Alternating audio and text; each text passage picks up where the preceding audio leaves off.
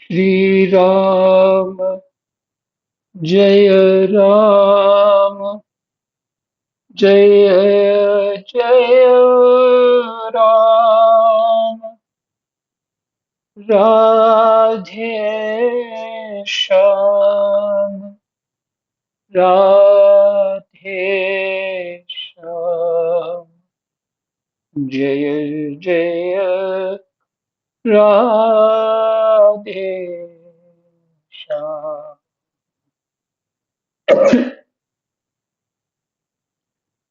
श्री गणेशाय नमः। श्री सीतारामाभ्यां नमः। श्री हनुमते नमः। श्री उमापते नमः। श्री गुरुवे नमः। सब संतन की जय जय। जय जय सीताराम। राधे श्याम। श्रीमद्भागवत महापुराण पंचम स्कंद 15वां अध्याय। प्रसंग चल रहा है भरत के वंश का वर्णन।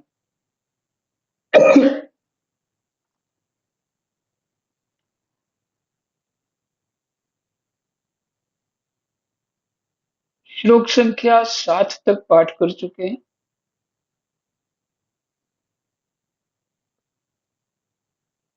सुखदेव जी कहते हैं, परीक्षित, प्राचीन इतिहास को जानने वाले महात्माओं ने राजऋषि गय के विषय में ये गाथा कही है। अहो, अपने कर्मों से महाराज गय की बराबरी और कौन राजा कर सकता है।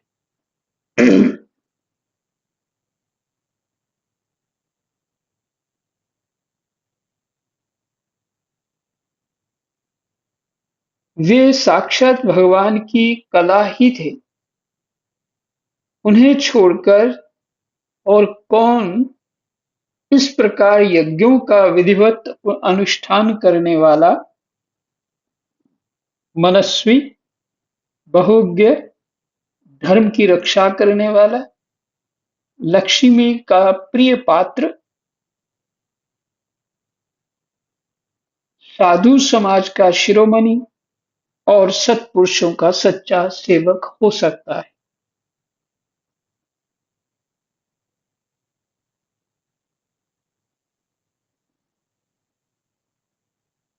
हाँ, देखिए, विनम्रता भी है। सत्पुरुषों का सच्चा सेवक हो सकता है। राजा होकर, सभी गुणों से संपन्न होकर के, बड़े बड़े महापुरुषों जैसे गुण हैं महाराज गए के चरित्र में।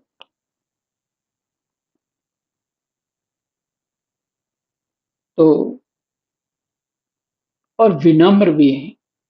मैं बहुत गुणी हूं तो, और मैं ऐसा नहीं कि मुझे अब मैं ही पूज्य हो जाऊंगा।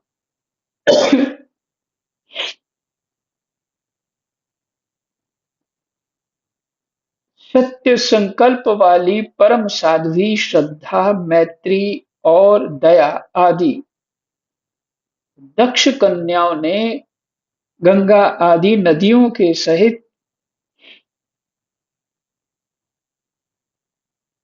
बड़ी प्रसन्नता से उनका अभिषेक किया था।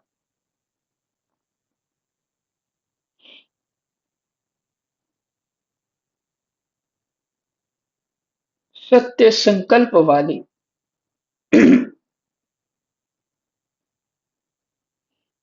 जो अपने संकल्प से कभी बदलता नहीं है, तो वो सत्य संकल्प हो जाता है।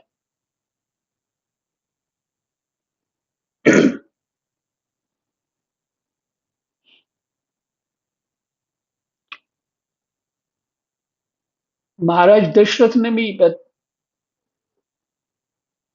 सत्य संकल्प ही अपना प्रकट किया ना। जो वचन दिया वो निभा दिया। इतनी इतनी अमूल्य चीज कि प्राण से भी बढ़कर राम जी से वो प्रेम कर रहे। सहज था, भगवान है उनकी तरफ इस तरह से आत्मा को आकर्षित होना ही था। तो आए भी इसीलिए थे वो, महाराज सेवा, दशरथ जी सेवा करते थे। अब वो पुत्र भाव से करते थे, जैसे आप सब गोपाल भगवान की सेवा करते हैं। तो राम जी भी सत्य संकल्प, युधिष्ठिर जी भी झूठ नहीं बोलते थे। ऐसे बहुत लोग हैं जो सत्य संकल्प है।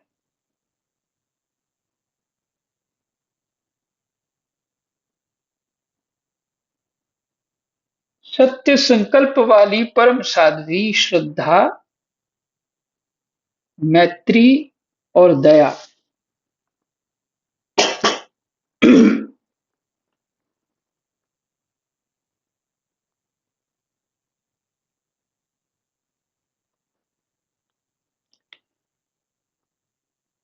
दया आदि दक्ष कन्याओं ने गंगा आदि नदियों के सहित बड़ी प्रसन्नता से उनका अभिषेक किया, तथा उनकी इच्छा न होने पर भी वसुंधरा ने गौ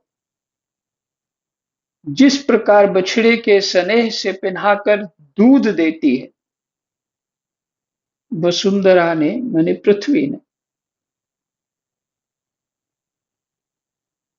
कैसे? गौ जिस प्रकार बछड़े के स्नेह से पिन्हाकर दूध देती है, उसी प्रकार उनके गुणों पर रीझ कर प्रजा को धन रत्न आदि सभी अभीष्ट पदार्थ दिए थे।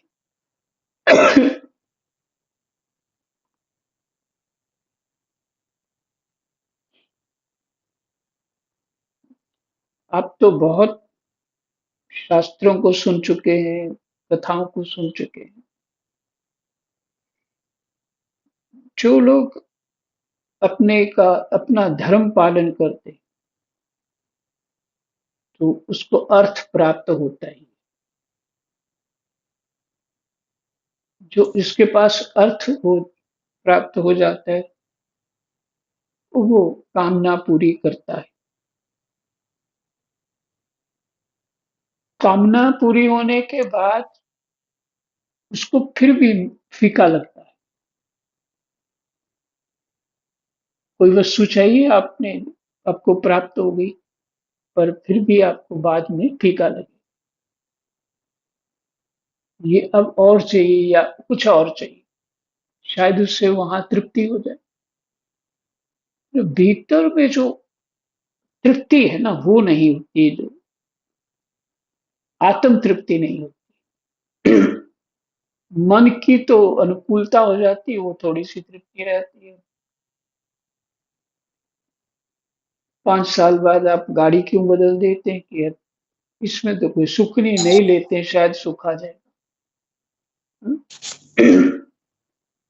किसी का मोबाइल अनम्यूट है, बीच बीच में कभी आवाज आए, तो ये मैं क्यों बता रहा हूं आपको?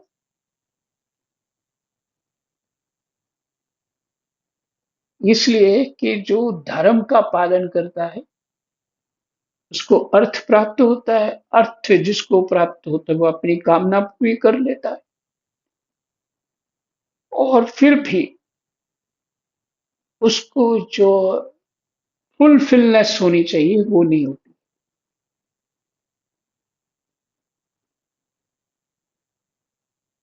अब उसको जब विवेक होगा, तब समझ आएगा कि मुझे ये बंधन है सभी चीज, मुझे मोक्ष चाहिए। इन सब जो मेरी चाह थी, उसमें तो वो सब मिल गया, अब तो यहाँ कुछ भी नहीं। मुझे क्या चाहिए? मैं तो बंधन में हूँ, वस्तुओं से जी रहा हूँ, परिस्थितियों से जी रहा हूँ। ये नहीं होगा तो फिर क्या हो जाएगा? तो मोक्ष चाहिए, स्वतंत्र हो सकूं। तो मोक्ष जो है वो ज्ञान के बिना नहीं हो सकता।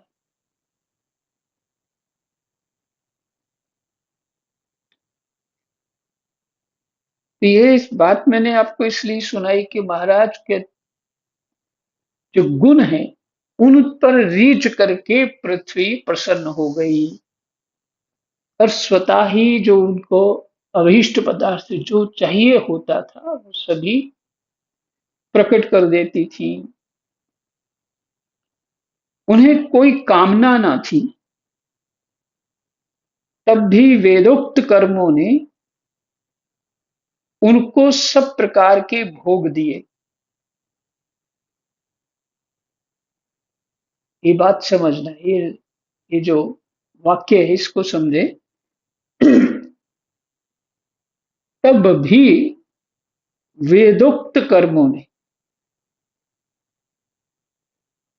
वेदोक्त कर्म कि ऐसा कर्म करने से पुण्य लाभ होता है, ये फल प्राप्ति होती है ना? तो राजा को तो ये करने ही पड़ेंगे क्योंकि प्रजा के लिए करते हैं। जो राज ऋषि हैं तो वो प्रजा के लिए करते हैं। मेरी प्रजा सुखी रहे। जैसे ना वेद में कामना पूर्ति के लगभग ऐसा मानिए कि 80,000 श्लोक हैं। एक एक अनुमान है कि अगर 1 लाख श्लोक हैं तो 80,000 कामना पूर्ति के वो बताते हैं। कोई 15 के आसपास वेदांत के होंगे, तो ये 5 के आसपास भक्ति के होंगे।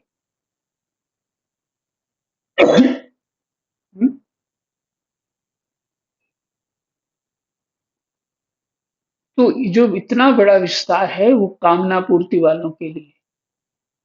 अच्छा, ऐसा भी नहीं है कि आपके पास कुछ ना हो, वस्तुएं ही ना हो तो संसार का व्यवहार नहीं हो पाएगा। आखिर सबको पेट पूजा तो करनी है ना, आवश्यकताएं तो है ही है ना। तो जैसे पीछे हमने पढ़ा उधर कि हाँ, ये 14वें में ही पढ़ा हमने। क्या पढ़ा? अंतिम 14वें का अंतिम श्लोक बोल रहा हूं। राजन, 14वें अध्याय का अंतिम श्लोक है, 46वां। राजन, राजर्षि भरत के पवित्र गुण और कर्मों की भक्त जन भी प्रशंसा करते हैं। उनका यह चरित्र बड़ा कल्याणकारी, आयु और धन की वृद्धि करने वाला, आयु और धन की वृद्धि करने वाला, लोक में सुजश बढ़ाने वाला और अंत में स्वर्ग तथा मोक्ष की प्राप्ति कराने वाला। ये है धर्म अर्थ काम मोक्ष, सभी सभी बातें आ गई इसमें।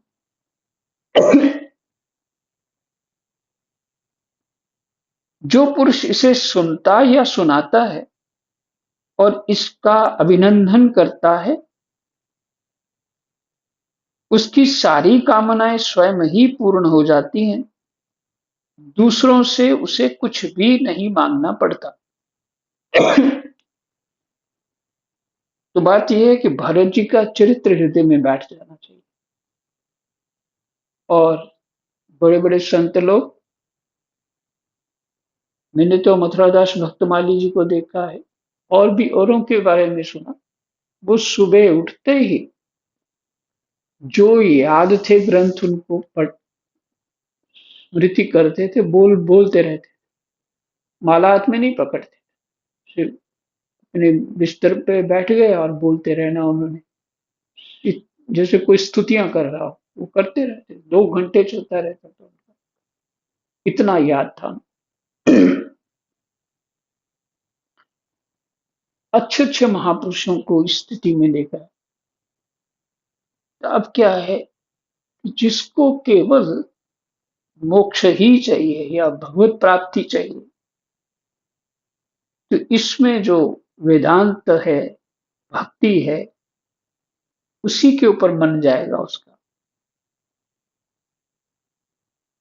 हाँ, जिसको वास्तव में अभाव है धन का, और कोई पीड़ा है, किसी प्रकार का कोई रोग है, तो उसका मन तो उधर भी जाएगा। उसका कि मेरा रोग भी ठीक हो और मेरा भक्ति भी बने। वो तो इस बुद्धि से चलेगा जो श्लोक में लिखे लिखा है। तो इसमें कोई दोष नहीं है कि धर्म अर्थ काम मोक्ष मिल जाए, दोष नहीं है। आसक्ति दोष है, मेरे को सुख मिलता ही रहे, तो फिर तुम तप कब करोगे? तो तप के बिना तेज होता ही नहीं, प्रभाव नहीं हो सकता, चित्त शुद्ध नहीं हो सकता, क्योंकि विषयों की चाल निरंतर है। विषय तो 5 प्रकार के होते हैं ना, एक बार फिर क्लियर करना चाहूंगा। आंख का सुख चाहिए, कान का सुख चाहिए, अच्छी अच्छी बातें, प्रशंसा चाहिए, सुंदर सुंदर दृश्य और वो वातावरण चाहिए, ये आंख का दृश्य। और तीसरी आसक्ति होगी सूंघने में, जो नाक का गुण है, सूंघना। अच्छी स्मेल अच्छी लगेगी, बुरी तो बुरी लगेगी, तो अच्छा ही चाहिए उसको। इसी तरह टेस्ट का सुख और स्पर्श का सुख, इनमें ही आसक्ति होती है। इनमें ही मन रमता है, और मन इनके सुख प्राप्त करने में बहुत जिद करता है, क्योंकि एक बार वो सुख ले लेता है ना इनसे, तो बार बार उसी की कामना होती है। अब इंद्रियों की कामना नहीं होती, किसकी होती है? मन की होती है। और बुद्धि यदि कमजोर है तो मन जीत जाता है, और बुद्धि यदि बलवान है तो मन दब जाता है।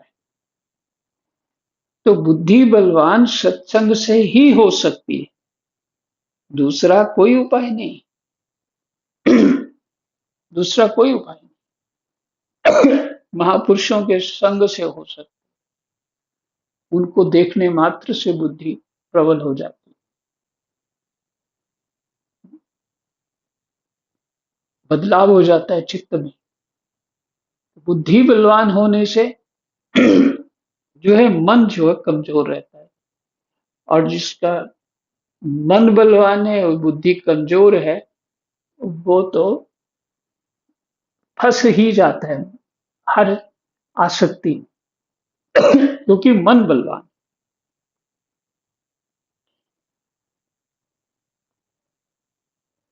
तो कामनाएं जो आवश्यकताएं, महाराज कबीरदास जी की तरह, साईं इतना दीजिए जामे कुटुंब समाए, मैं भी भूखा ना रहूं साधु न भूखा जाए, किसी सज्जन को भी दूं, उसकी भी सेवा कर पाऊं, बस इतना दीजिए।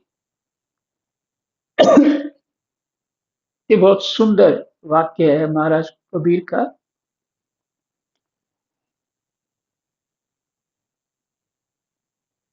तो जो ज्ञानी है वो तो भगवान की भक्ति ही चाहेगा ना।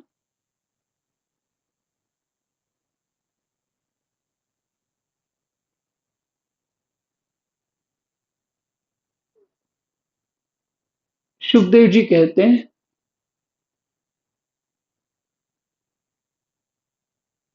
अब हम 15वें अध्याय में आ गए। 15वें अध्याय का 11वां श्लोक पाठ कर रहे हैं। कहते हैं उन्हें कोई कामना न थी।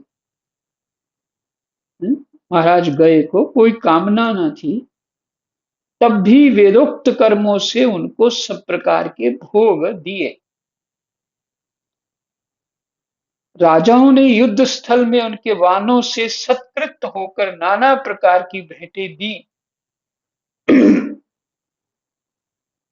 वाहनों से सत्कृत होकर के अर्थात युद्ध में बड़े पारंगत थे, हरा करके जब हार गए दूसरे राजा तो उन्होंने उनको भेंटें दी। तथा ब्राह्मणों ने दक्षिणा आदि धर्म से संतुष्ट होकर उन्हें परलोक में मिलने वाले अपने धर्म का छठा अंश दिया। जो राजा इस तरह से धर्म में बड़ा कुशल होता है और फिर उसको प्रजा के पुण्य का छठांश मिल जाता है, और ब्राह्मणों ने उनको अपने पुण्य का छठांश दिया।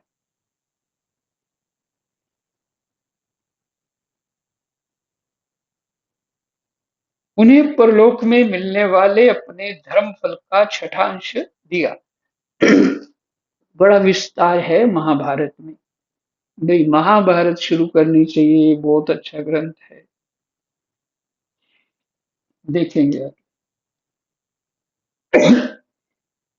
उनके यज्ञ में बहुत अधिक सोमपान करने से इंद्र उन्मत्त हो गए थे, तथा उनके अत्यंत श्रद्धा तथा विशुद्ध और निश्चल भक्ति भाव से समर्पित किए हुए यज्ञ फल को भगवान यज्ञ पुरुष ने साक्षात प्रकट होकर ग्रहण किया था, जिनके तृप्त होने से ब्रह्मा जी से लेकर देवता, मनुष्य, पशु, पक्षी, वृक्ष, तृण पर्यंत सभी जीव तत्काल तृप्त हो जाते हैं। वे विश्वात्मा श्री हरि नित्य तृप्त होकर भी राजऋषि गए के यज्ञ में तृप्त हो गए थे। तो बहुत सुंदर। जिनके तृप्त होने से ब्रह्मा जी से लेकर देवता, मनुष्य, पशु, पक्षी, वृक्ष एवं तृण पर्यंत सभी जीव तत्काल तृप्त हो जाते हैं। भगवान तृप्त हो गए तो सभी तृप्त हो गए। तो हमारे कर्तव्य तो बहुत है ना कि ऋषि ऋण, पितृ ऋण इत्यादि इत्यादि, और पितरों के निमित्त कुछ करते रहना चाहिए। तो भक्त लोग जब भगवान को भोग लगाते हैं, जब भगवान तृप्त होते हैं तो सभी तृप्त हो जाते हैं। और जो भक्त हैं उनका यही भाव होता है।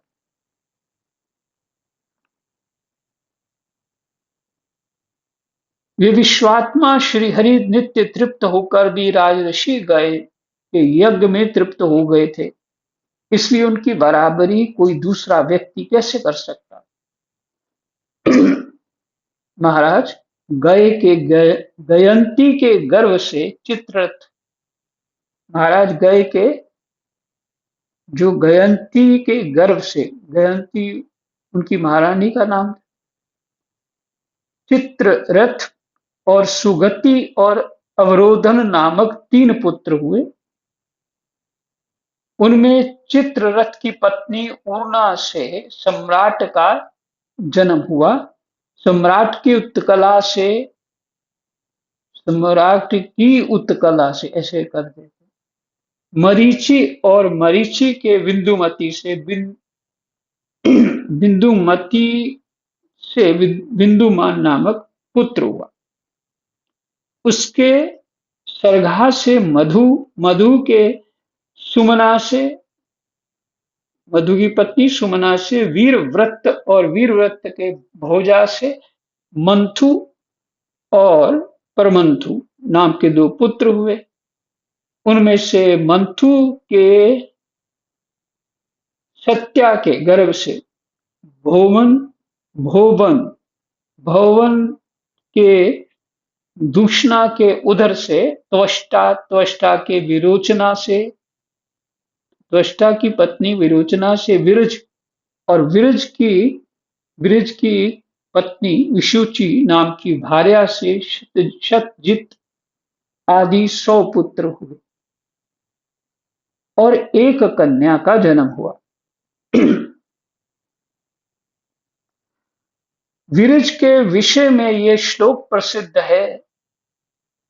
जिस भगवान राम राम जिस प्रकार भगवान विष्णु देवताओं की शोभा बढ़ाते हैं, उसी प्रकार इस प्रियव्रत वंश को, इसमें सबसे पीछे उत्पन्न हुए राजा विरज ने अपने सुयश से विभूषित किया था।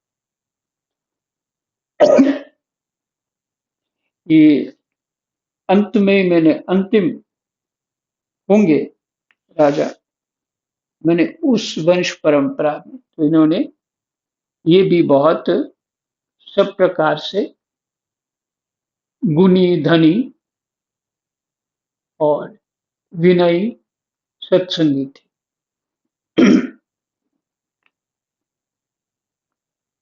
और हमारा 15वां अध्याय विश्राम।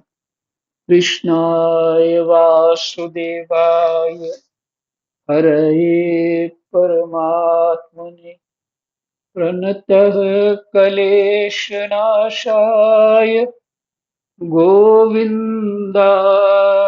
नमो। जय जय।